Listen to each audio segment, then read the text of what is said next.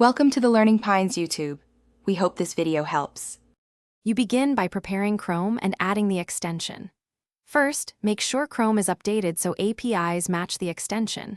Open About to check. Once done, navigate to the Chrome Web Store or Chrome//extensions to locate the item and click Add to Chrome. If you need to load a local build, enable Developer Mode and use Load Unpacked to point to the extension folder. These steps get the extension installed and ready to configure. Next, you'll set permissions and options. Now configure permissions and the extension's internal settings.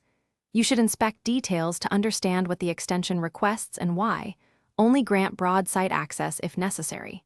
Once permissions are set, choose Site Access on Click Specific Sites or All Sites, so you limit exposure. Then open the extension's Options or Settings page to sign in, paste API keys, and enable sync or local storage. These steps determine how the extension behaves and interacts. Finish by using and maintaining the extension correctly. You should test its main features on representative pages to verify behavior, and then enable auto updates or check Chrome//extensions to keep it current. Make sure sync and sign-in remain active if you rely on settings across devices.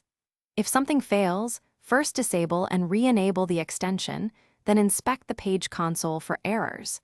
If issues persist, remove and reinstall the extension. This final workflow keeps the extension functional and recoverable when problems occur.